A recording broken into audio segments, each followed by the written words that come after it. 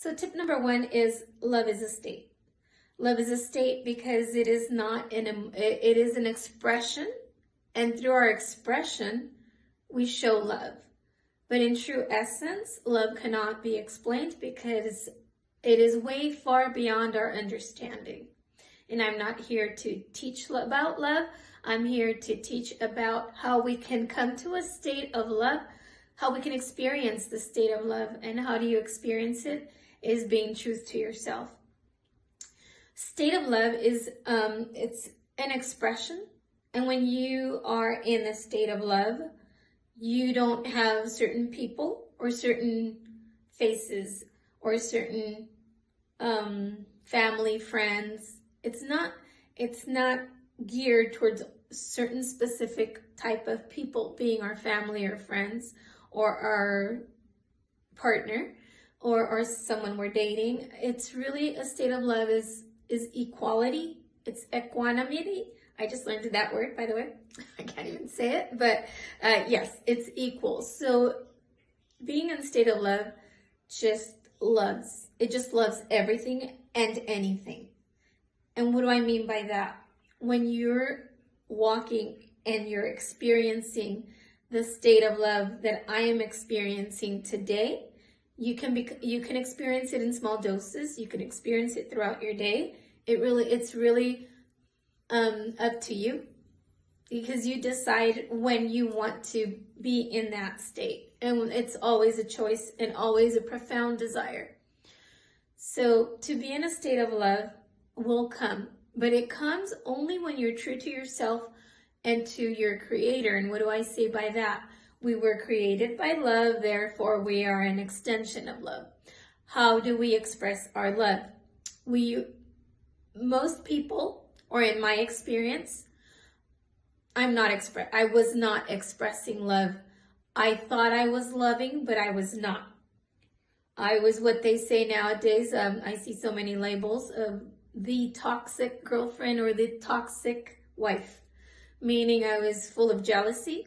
I was full of insecurities, and I wasn't able to express my love. Although in me and my psyche, I thought I was expressing love. I thought I was doing my best, but I was not. I was doing the total opposite. I was suffocating my husband, who wanted nothing to do with me because he was like, just not now. You know, it's just too much. We're not doing it the right way. And that is the reason I think that, because we think we're doing it right, but yet we are not. We are not getting the results that we expect or that we desire. Because the people we love, we want to be able to love them in truth. And we are not. We are loving them in a way that we are having personal interest. What do I mean by personal interest? I mean, I'm going to give you, but you're going to give back to me. If I'm going to dedicate myself to getting all cutesy and ready for you being my partner, I'm going to expect you to treat me a certain way. And that's not truly giving, because you are giving and waiting for a response that you like. And sometimes we don't know how to communicate what we really want. And that's why us women, or I'm going to say me, are difficult sometimes to understand, because we are not being true to ourselves. And if we can't figure out ourselves in true honesty, then why do we expect others to understand us?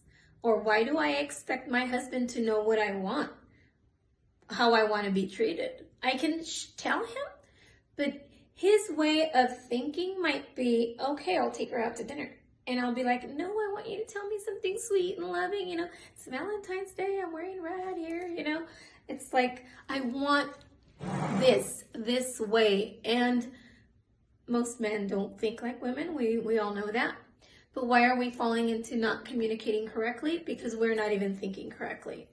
And I am here to let you know that it's possible to learn to think correctly, and it's also possible to live in these states of completion.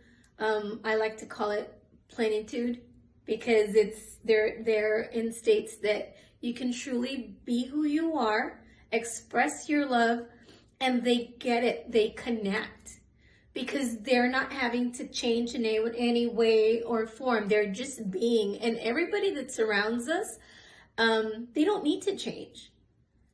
She or he who believed to be a jealous person, a toxic person, that term of toxicity is so popular these days. I would say I probably was a little bit toxic, a little over controlling, a little over empowering, to my husband and to my children, because we want to be in control, because we believe we are right and no one else is.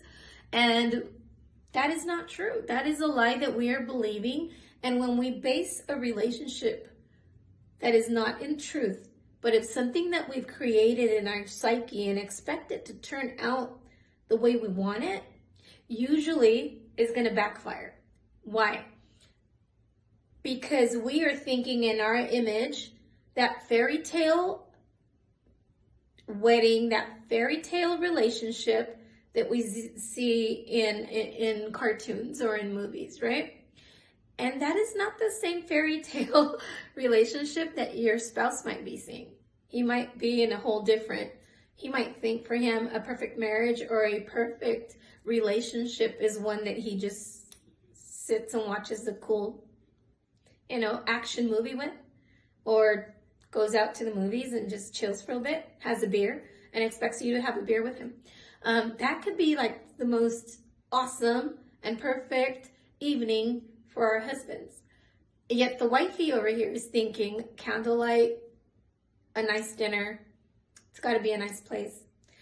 We got to dress nice. We got to do this.